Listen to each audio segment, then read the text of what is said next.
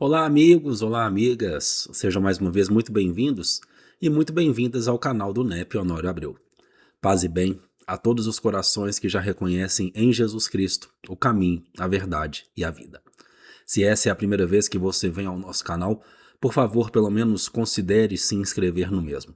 O crescimento dessa tarefa ele depende única e exclusivamente de você. E tanto para você que vem pela primeira vez, quanto para você que já está conosco há algum tempo, se o estudo de hoje ajudar o seu coração a aclarar os caminhos para a Consoladora Doutrina, por favor não se esqueça dos nossos 3 Cs, curtir, comentar e compartilhar. Sempre iniciamos a semana refletindo em torno de O Livro dos Espíritos, não sem antes lermos aqui os comentários, não de sexta-feira, porque sexta-feira a gente não teve estudo, por motivos particulares, mas de quarta-feira, daqueles que estiveram conosco, meditando em torno da obra Caminho, Verdade e Vida. A nossa amiga Gladys, da cidade de Machado, no estado de Minas Gerais, eu digo, é uma professora que nós temos aqui, sempre complementando as nossas reflexões. Não me canso de dizer o tanto que nós somos abençoados por poder conhecer e principalmente estudar a doutrina. A cada estudo, a nossa visão se amplia e o nosso coração se acalma. Tudo que recebemos de graça devemos dar, sempre deixando a nossa vaidade de lado. Capacidade e talentos são dádivas que recebemos para a nossa evolução e ao mesmo tempo para auxiliar os outros.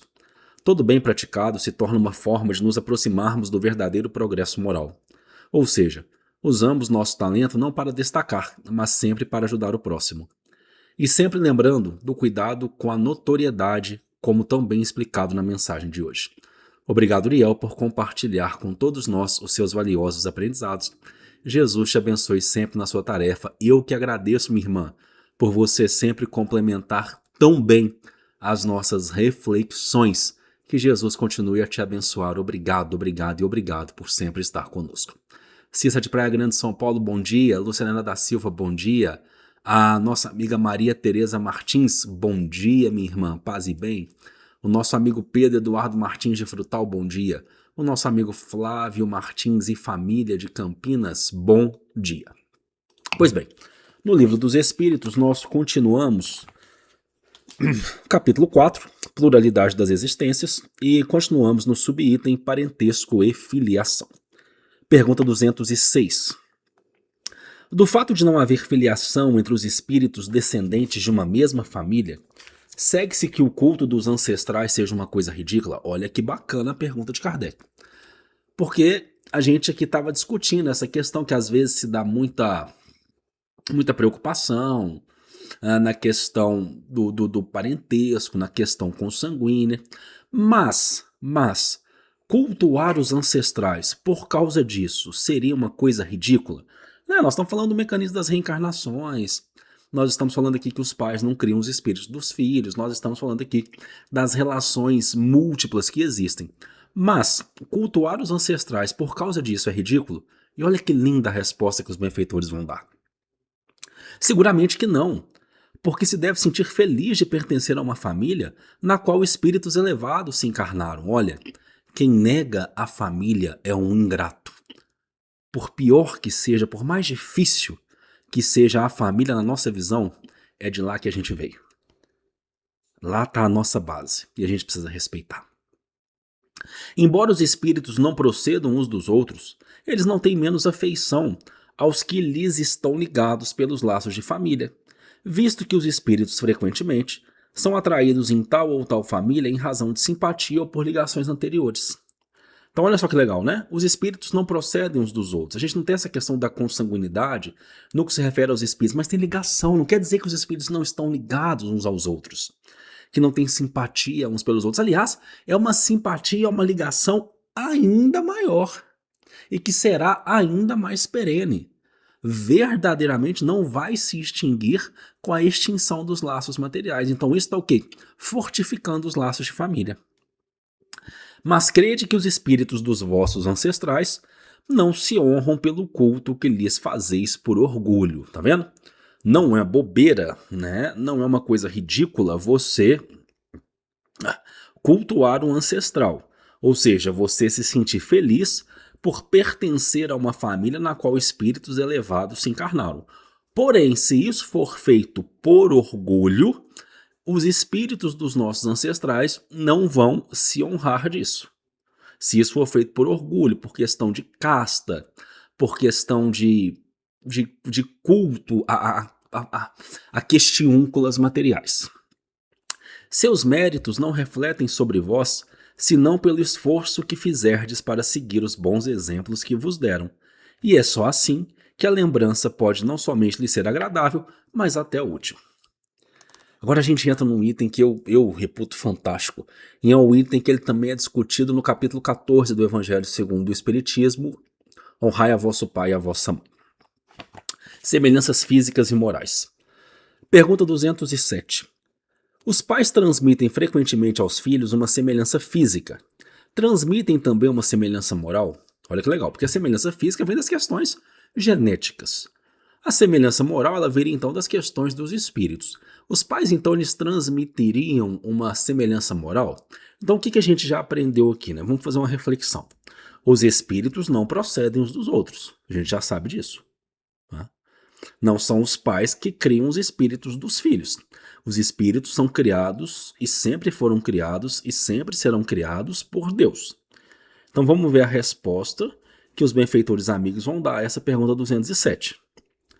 Não, uma vez que tem alma ou espírito diferentes. O corpo procede do corpo, mas o espírito não procede do espírito. Entre os descendentes das raças não há senão consanguinidade. Lembrando aqui, mais uma vez, vai ter uma nota explicativa no final do livro. Lembrando aqui a questão do vocábulo raça, vamos lembrar o tempo que esse livro foi escrito, vamos lembrar a época, nós estamos aqui no início da segunda metade do século XIX, então alguns vocábulos que eram comuns, hoje em dia, em determinadas significações, hoje em dia eles já estão em desuso. Mas não vamos esquecer da época em que esse livro foi escrito, tá bom? E de onde provém, pergunta 207A, de onde provém as semelhanças morais que existem algumas vezes entre pais e filhos? Então, a semelhança moral, ela não é transmitida de espírito a espírito. Por quê? Porque são almas, são espíritos diferentes. O corpo ele procede do corpo, mas o espírito não procede do espírito, visto que existia antes da formação do corpo. Mas a gente sabe que tem pais, que tem mães, que tem semelhanças morais com os seus filhos, com as suas filhas. Então, de onde vai proceder essa semelhança moral? O que os espíritos vão responder? São espíritos simpáticos atraídos pela semelhança das suas tendências. Eles têm tanta atração pelas semelhanças das próprias tendências que eles reencarnam na mesma família, para continuar construindo um caminho em comum. E isso também, se a gente for lá em Emmanuel, na obra Pensamento e Vida, no capítulo referente à família, isso também vale para as questões viciosas, para as questões difíceis que ainda emanam em nossa personalidade profunda. Tá? Também, se você perceber ali, que tem uma queda, uma falha que às vezes tem no pai e está ali se repetindo no filho, além do exemplo, né? Porque o exemplo carrega, o exemplo arrasta, essa semelhança também existe na questão de que são espíritos que, infelizmente, simpatizam por essas questões. Falei questão duas vezes aqui, me desculpa, né?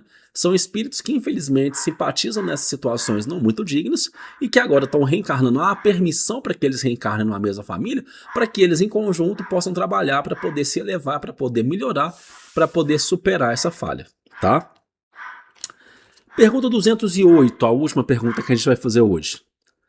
Os espíritos dos pais não exercem influência sobre o do filho depois do nascimento? E aí, qual é a resposta dos benfeitores? Uma influência muito grande, como dissemos. Os espíritos devem concorrer para o progresso uns dos outros. Muito bem. Os espíritos dos pais, prestem atenção, pais irresponsáveis, os espíritos dos pais têm por missão desenvolver os dos seus filhos pela educação. É para eles uma tarefa, se falharem serão culpados.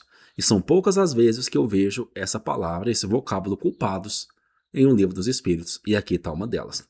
Então a gente já discutiu isso em outros estudos. Tem muitos pais, muitas mães, muitos responsáveis, e assim, me assusta muito dentro da casa espírita, estudando, que dizem: ah, mas o meu filho, o espírito dele é muito mais elevado moralmente, é muito mais elevado intelectualmente. Já nasceu pegando no celular. Então é ele que nos ensina lá em casa. Ei, calma. Pode ser mais elevado moralmente, pode ser mais elevado espiritualmente, pode ser mais elevado intelectualmente, mas está como seu filho. E o mundo é muito perigoso. O mundo tenta o melhor de nós, à exceção de nosso Senhor Jesus Cristo. O mundo é muito perigoso. Está como seu filho. Você tem a responsabilidade sobre ele. Então você precisa desenvolver esse espírito que lhe foi confiado pela educação. Se assim não o fizer, será culpado. Não se esqueça disso. Pois bem, meus amigos, nós vamos ficando por aqui, nesse questionamento. Se te ajudou a ampliar essa questão dessa família, curte, comenta e compartilha.